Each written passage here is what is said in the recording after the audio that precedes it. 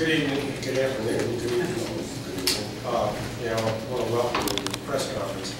I'm briefly just going to touch on a few things, and you're going to hear a lot more in depth from other members of the caucus. There's been a whole lot of talk about, why is it that, we voted against the budget. Let me just tell you this. To begin with, no new ground was broken here. 4 years ago, every single Republican voted against the budget when it came out of committee, when it came off the floor, when it came back in budget conference.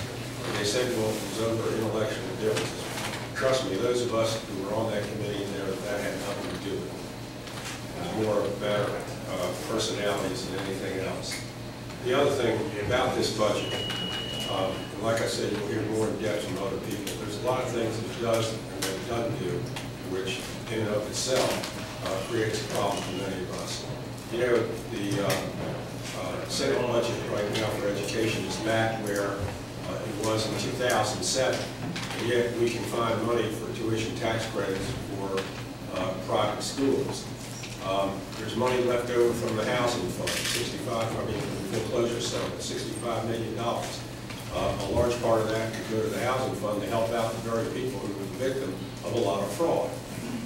That's not in there. In Health and Human Services, 4,500 senior citizens bumped off of Medicaid.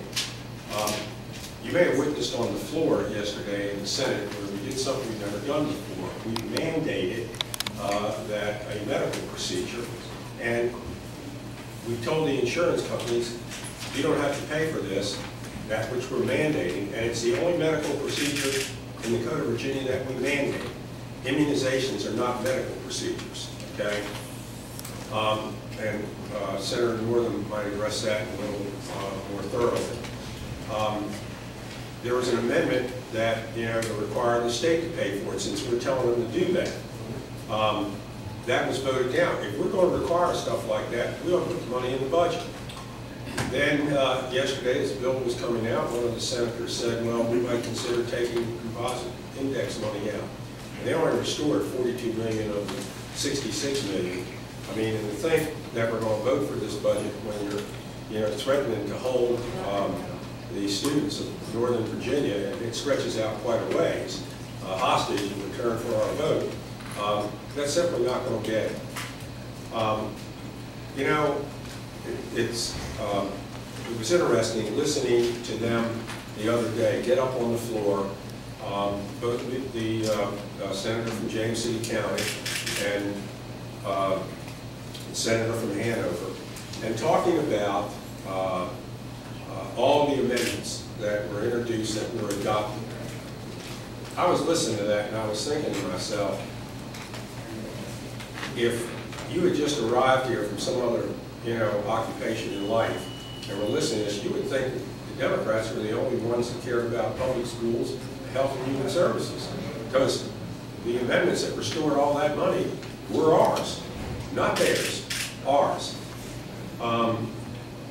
Then, I get a lecture on yesterday, again, I don't know if you caught it from Senator Stanley, about all these editorials in the newspapers about us voting against the budget. And keep in mind, like I said, we haven't broken any new ground.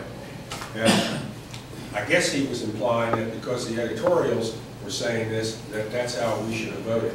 You may remember my response that I really don't need a lecture, from somebody on voting along editorial lines, particularly with what occurred 45 minutes before that speech is. So there are a lot of problems there. You'll hear more about them from other members. The bottom line is this: we need something that we can fully support. One other thing, you witnessed what has happened over the first 6 weeks. I challenge anybody in this room to tell me, when did you see, when we were in control, in fact anybody else, when did you see us being the butt of jokes night after night after night on late night programs? I mean, they have made us the laughing stock of America. They have made us, they have made Virginia the laughing stock of America because of what they've been doing. So, and then they haven't corrected a lot of this. okay? And it's not going to stop. It'll keep coming, and you'll see budgets next year that probably won't be very accommodating, or that from there on out. But like I said, you're going to hear a lot more from some of our members. But just remember this, voting against the budget is nothing new here. It's occurred a lot. We didn't have a budget in 2004 until May, and we didn't have one in 2006 until late June, okay? We're not even in March yet. So anyway, I'll turn it over to my other members. I guess Senator Marsh is next. But again, I want to thank you all for coming here today. Thank you very much, gentlemen, for coming, and ladies. Thank you. For the first time since mass resistance, Virginia is poised to use taxpayers' money to fund private schools. The Virginia General Assembly, again, is playing a major role in writing another shameful chapter of history that would have a devastating effect on public education, K-12 public education, just as it did after the Brown versus Board decision. And certain policies were adopted, ratified, and enforced to maintain a segregated school system so that students would not have to attend integrated schools. And Virginia has already experimented with the voucher system and tax credits, and it was a dismal failure. In fact, it landed us in court, and we gained a reputation, just as we have in recent weeks. We were the riot of states. It looks like we haven't learned our lesson yet. The rhetoric has shifted in recent years to tax credits, and it's promoted as choice and educational reform. And taking a page from the voucher movement, supporters have found it easier to pass tax credits schemes if they are closed in the manner of having 4 children. Tax credits are an offshoot of the voucher concept. And this is a quote from Mark Egan, director of the Voucher Strategy Center for the National School Board Association. And I quote him, "They are an attempt to drain critical dollars from public schools. While vouchers are a direct drain, tuition tax credits do the same, but through the tax code." And the ultra-conservative Alex, American Legislative Exchange Council, notes that tuition tax credits are still unlikely to benefit low-income families that don't have the thousands of extra dollars to pay for private school tuition. So Angela Fever, the head of the Education Task Force of Alex, said tuition tax credits, the end goal is the same as the voucher. It's just a different way to come about it. So it's a bait and switch. And taxpayers earning $60,000 to $80,000 receives a whole lot of money back. You have to be rich to take advantage of this. It has nothing to do with helping poor kids. It's a way of using public money to fund private schools at the expense of adequately funding public schools. Senator Howe. Sadly, things are going awry in the Virginia Senate. During the election, the voters elected 20 Republicans and 20 Democrats. But the Republicans have chosen to dominate all positions of power, all committees save one, and even all subcommittees.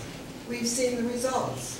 In a mere 6 weeks, Virginia has become a national joke. Women's rights are being trampled, voting rights are being suppressed, and guns are going to be available in unlimited numbers. The budget, like the other actions, does not reflect my priorities or those of my constituents. Per pupil spending on public education is below 2007 levels. Investments in health care are inadequate. Funding from the foreclosure settlement that should be going to housing has been diverted. And very, very important for the people I represent, there is no additional funding for phase 2 to buy down the tolls. The priorities are wrong. Senator Ford.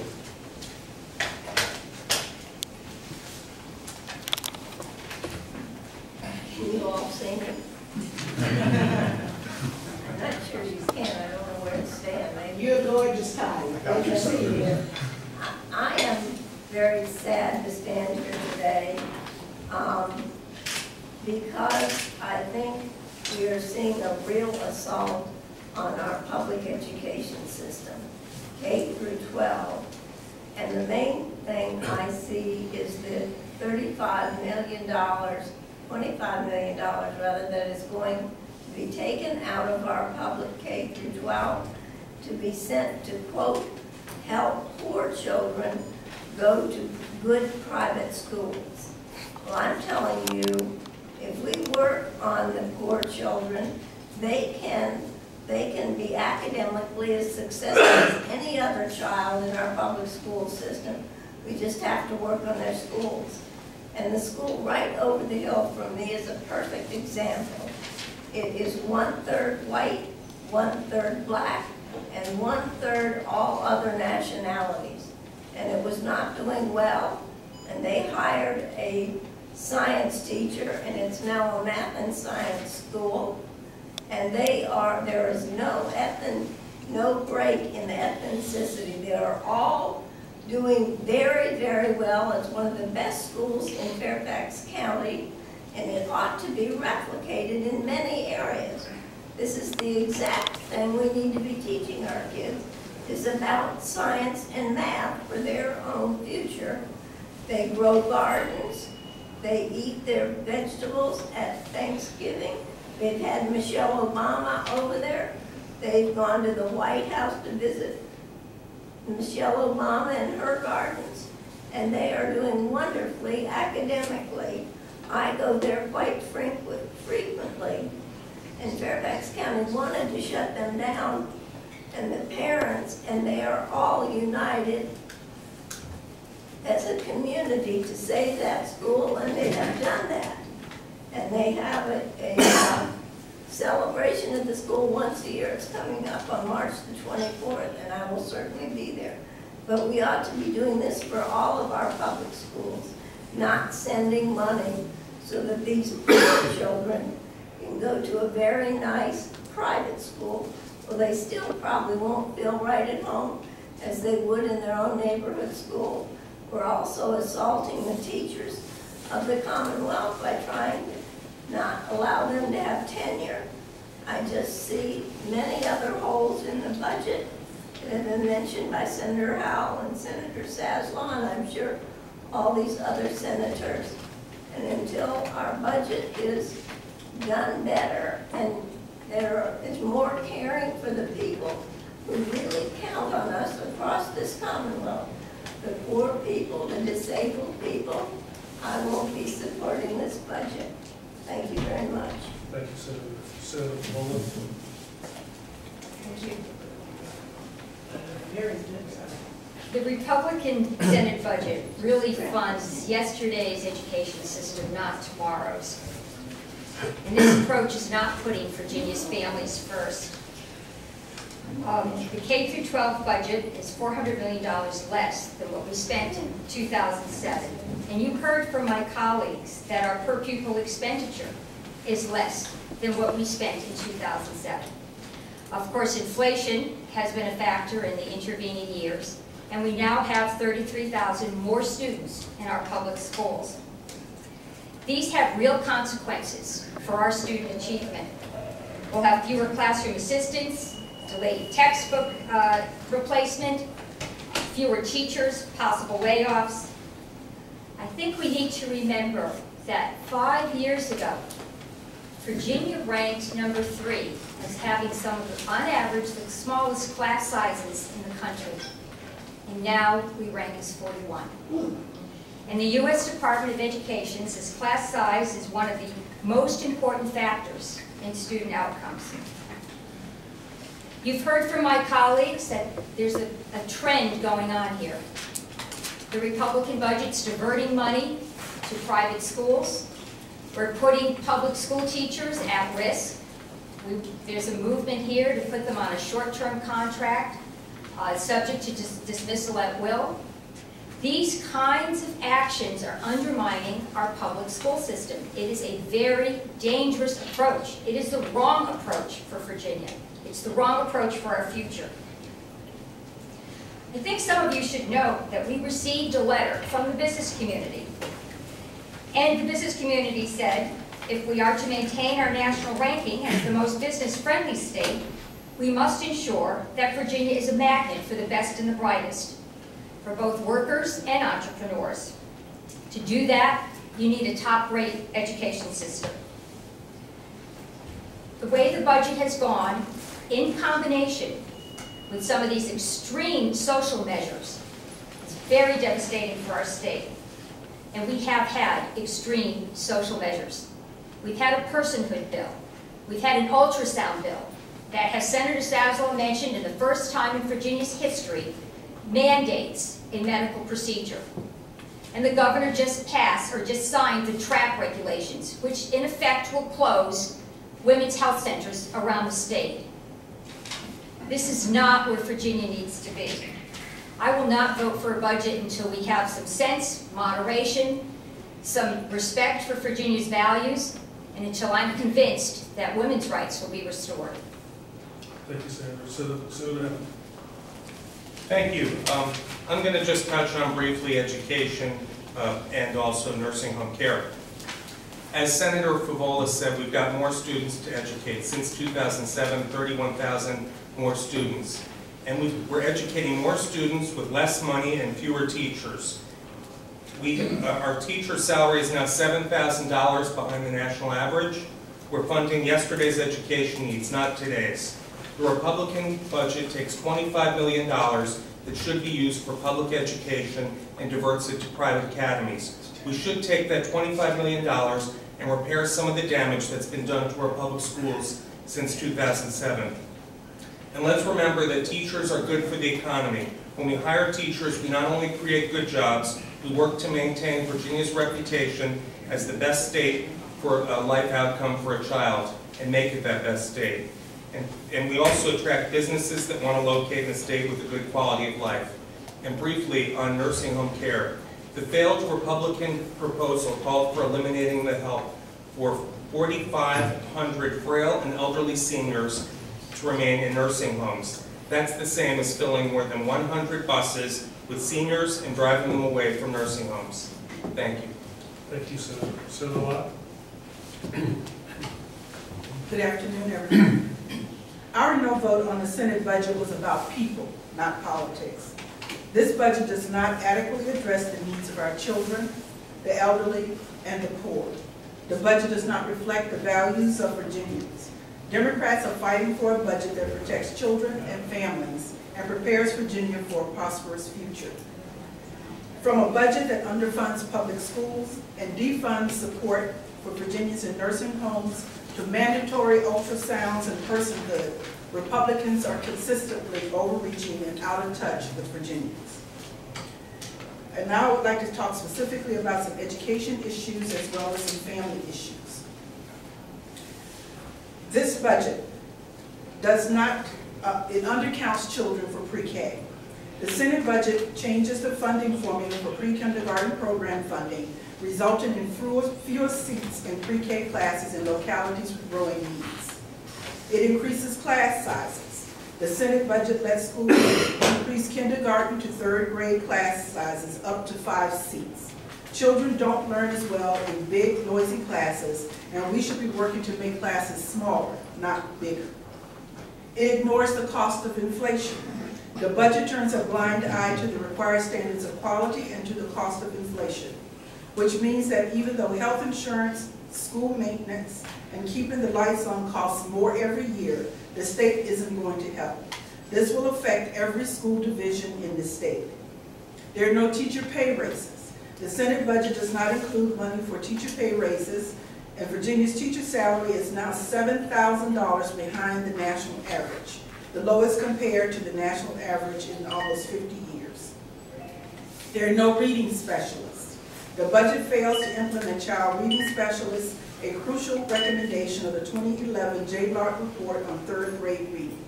And we've all heard that if children are not reading by third grade, the state then begins to plan how many prisons it needs in the future. Finally, the Housing Trust Fund. Virginia's share of the landmark national mortgage settlement was intended to help Virginia homeowners who were put into compromising positions by the big banks. We support capitalizing the Housing Trust Fund with a $20 million contribution from the National Mortgage Settlement. That is not in the Senate budget. Senator Puckett. Thank you for being here. I want to focus on a couple of things that you've heard a lot about already, education and the health and human services needs. And then I want to briefly close with what is something very much of concern for me and kind of a personal issue for me also. You heard Senator Favola a moment ago talk about the classroom size in Virginia. Let me just tell you, as a former teacher and an elementary school principal, there are two things that are significantly important in education. One is to have an outstanding teacher in that classroom, and two is to have a learning environment in which children can learn and a teacher can teach. You can't do that when you are cutting continuously education money going to K through 12. That's the place where our kids get their basic foundation for who they're going to be in education. We've seen classroom size increase in number and pupil-teacher ratio. We've seen funding cut back to pre-2007 levels. You also heard, in that same time frame, our school population is increasing. That's not a very good scenario to provide a good learning environment. And you've already heard about how our teachers have been treated. And no respect for teachers today who have, I submit to you, the toughest job in the country, bar none. And if you don't believe that, I just invite you to spend a week in the classroom and teach that class one day. And you would find out real quick how important that is. The other piece of that that we often don't think about, we are asking so much of our teachers today. And they have so much responsibility today, and yet we degrade that profession. Let me say to you, it's one of the most important professions in the country today, bar none. It's a place where a teacher has more influence over most of our children than their parents do. They have 6 hours a day most of the time with them in some fashion. And I would submit with our families today working, most parents working two jobs or both parents working, that they don't spend a waking hour that much with their own children. It's important that we do the right thing in the classroom. And then you've also heard that we have seen a situation develop with our elderly and the poor who also have been shorted in this budget. It's important that we make provisions for those that are less able to do that on their own. From no cause really of their own, it's an environment in which they have found themselves in. We as a nation are judged by how we treat those people who are at the bottom end of this social economic schedule. It's not the people who are at the top and how well everyone's doing at the top. It's how we treat those people who are less fortunate than the rest of us. And let me close real quick by saying, a lot of people are saying this is all about politics. You shouldn't be holding the budget hostage to politics. Well, let me remind you, on January 11th and January 12th, there was a lot of politics went on in this General Assembly. And anyone that can count knows that we deserve respect and consideration for the 20 votes we have in the Senate. And we are asking for that. No more and no less. And that's why I think we will have to be a part of the process when this budget is done.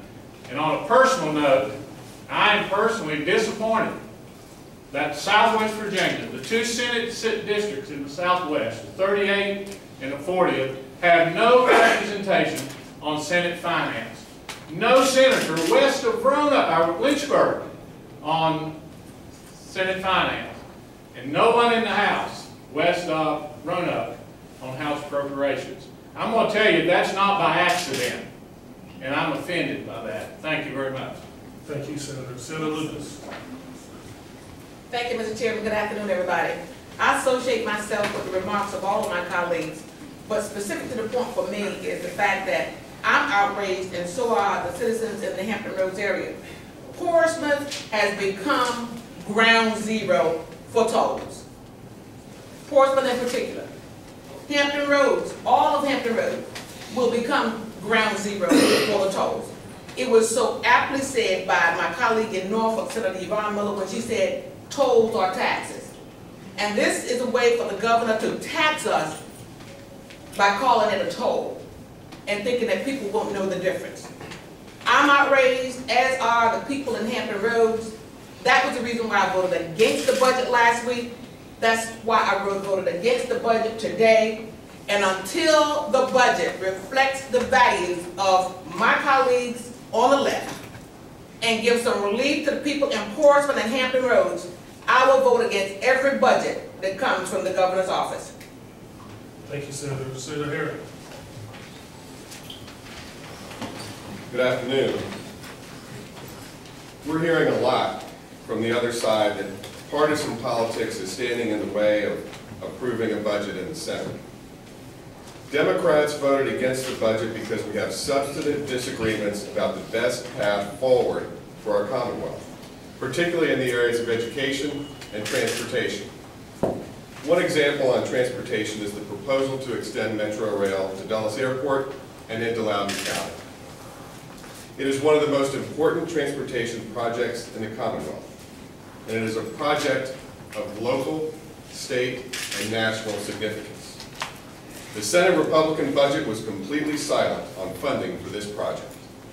With tolls on the Dulles Toll Road projected to reach $6.75 in 2018 for a one-way trip, Northern Virginians expect the state to step up with a significant contribution in order to keep tolls from spiraling out of control.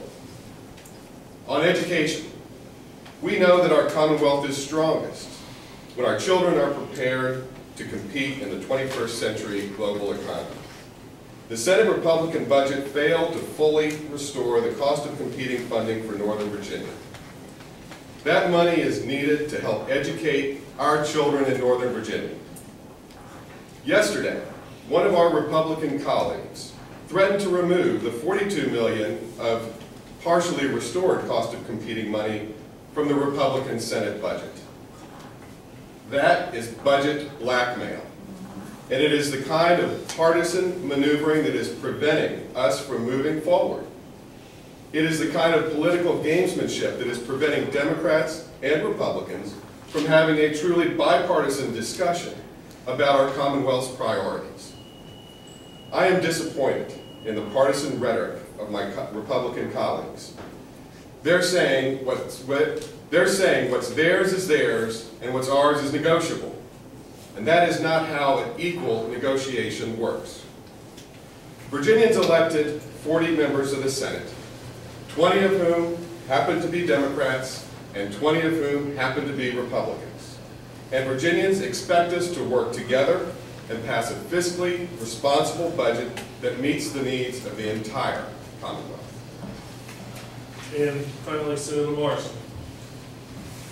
Thank you very much. Thanks for being here.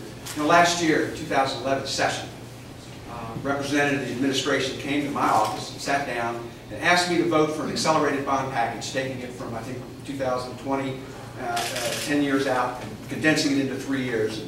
And if I would vote for that, the governor, the administration would put forth a permanent, sustainable funding plan for transportation in Virginia. Well, I'm still waiting. Because what we got for that vote, which I did vote for, because I wanted to get that industry moving again, and I wanted to get transportation solutions for Virginia. But it was a gamble. And so what did we get this year? In the House budget that came over to the Senate, we have a diversion of sales tax money that's used for our kids' education, health care, and public safety being transferred to transportation. And in the Senate budget, we did a little better. We got some indexing of the gas tax starting this year that would bring in $17.8 billion, I think, in the first year. On the House side, it would bring in $55 million. We are drowning in congestion in Northern Virginia. The Republican plan in the House, the Republican plan in the Senate, the governor did so little to solve that problem. $55 million, $17.8 million, when we have almost $1 billion a year in needs. So I'm not going to vote for this budget. I'm still waiting. I'm still waiting for a transportation fix, and Northern Virginia waits with me. Thank you. Many of you all asked me during the course of the past week, why were we voting against the budget? And what I shared with you was what my colleagues have just shared with you. We're the party of education. We're not going to support a budget that funds public school education on a per pupil basis at levels lower than we did in 2007, and simultaneously send money to private academies. We're not going to support a budget that allows the health department to go in and essentially tell a doctor what procedure to give a patient. We're not going to support a budget that allows the Board of Elections to support voter suppression laws. This budget needs to be changed, the social agenda needs to be stopped, and this is the time to do it. Not tomorrow, not next year, here and now. That's what the people of Virginia elected us to do, and that's what we're going to set about doing.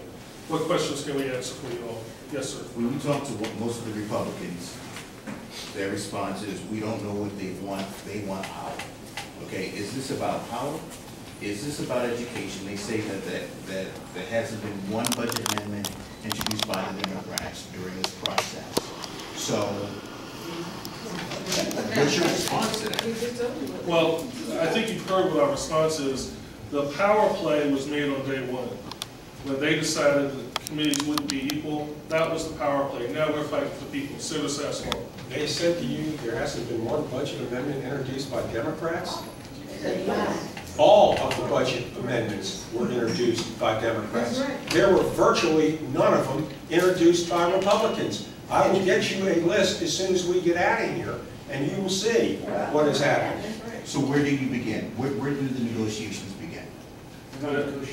Whenever they decide that they cannot run the government without us, and they decide they want to talk to us, that's when the negotiations will begin. Yes, sir. By the way, let me finish. They got up 2 days in a row and read off.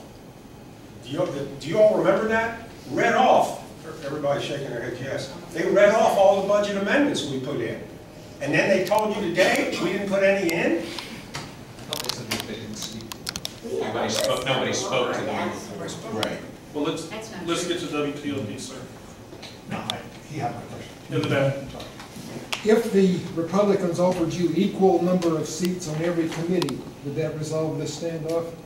That would help, but there's, obviously, you've heard from here, there's no question that would help, because we now feel that we're part of that process, and particularly the budgetary process. But as you can tell from, what you've heard here, there's obviously some differences. You've got, transportation situations in the Tidewater area, of which they want to solve the problem with tolls. You've got in Dulles, where Senator Herring, share some common area, those problems have to be addressed. Then you've heard about the Housing Trust Fund. We sent an indexed gas tax over there. Quite frankly, the House needs to pass it, and the excuse that we signed, that Grover Norquist gave us a pledge and we signed it, ain't gonna buy it with me, okay? Ain't gonna buy it with me. So there's a whole lot that has to be done before we reach an agreement with them. You mentioned just one of them. So what needs to happen specifically now to make you all? Well, I think they have to realize that, we're not pulling a publicity stunt, and I would hope that when you walk out of this room, you've realized it too. As I said earlier, they have decided to run the government without us. Look at the mess that they've made. When they're ready to sit down and talk with us in an earnest fashion, we'll be ready. Tommy Norman said in their news conference a while ago that perhaps both sides need a cooling off period, asking if that meant in this regular session without a budget, come back later in a special session. It's possible that the House might throw another version of the budget down here during the regular session, just to sort of say to the voters, hey, look, see, we tried. I'm assuming that's not going to do any good. There's just no light at the end of the tunnel anytime soon. Well, we stand ready to negotiate on a minute's notice. Okay? Now, there may be a cooling off period. The House can't send anything down here now because it's past the deadline. They'd have to have the governor introduce something. My advice to the governor would be, that would be a mistake right now, because that bill would meet the same fate unless a whole lot of stuff has changed and changed dramatically. And, you know, you heard, you know, you all heard what our members have said. You know, these are critical to us if we're going to vote for the budget. Cooling off for me was when there would be some relief for Portsmouth and Hampton Roads. That's when I cool off. Well, we want to thank you all very much. Can you explain why you voted no on House Bill 30? Or did not vote, I mean? A, I was in the back, but B, you know, we didn't want to create any tie situation in case the Lieutenant Governor may have changed his mind, although he didn't. I'll give Bill credit. I mean, there was a tie vote on the on House Bill or House Bill 29, and he you know, said that having failed to achieve a majority of those members elected to the Senate, it fails. But I mean, I voted, you know, on the you know, for the Senate, you know, when the Senate bill was there. In your minds, is there any reason to continue the regular session now, or do you think that a special session would be a better way to handle this, to give the... Well, there's no sense having either until we get everything worked out, quite frankly. And, you know, the governor, you know, the governor needs to get involved, and not by simply blasting us. That ain't going to do any good. He might want to sit down and talk to the leadership in the Senate Republican Party. You all had any conversations with them in the past week about this? Not a lot, no. To be honest with you, we have not. Governor described it as radio silence in terms of input from the Democrats. Is that accurate? Wait, what did the governor say? He described communication with the Democrats over the budget as radio silence. Well, first of all, the governor submitted a budget. After he submits that budget, it's out of his hands. He kept saying, you know, what do you want in there? What do you want in there? That's what you know, Walter Stosh's job is, not Governor McDonnell's. And, you know, we conveyed a lot of stuff to them. Some of it they did, a lot of it they didn't, okay? But, you know, to hand it to the governor, I kept telling the governor, you know, that he needed to get more involved and he needed to talk more with the Republican leadership. That he's refused to do that, you know, that's his call. In their press conference earlier, the Republicans pulled out the example of education funding and saying per pupil cuts happened on your watch with your votes, and accused you of being disingenuous about your motivations here. Hardly disingenuous, okay? The last 2 years, there was a Republican governor. The other years, that cut was made.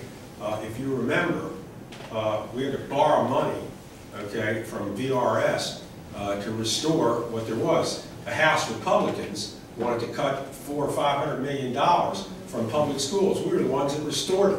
Let me add something to that.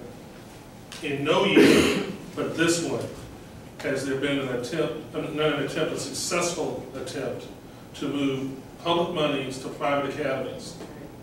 We can deal with the funding piece, and we want more funding for our public schools, and we're going to push for more public funding for our public schools. But what we will not deal with, what we will not stand for, is the movement of public money into private academies. That's not happened before. Thank you all very much. Thanks.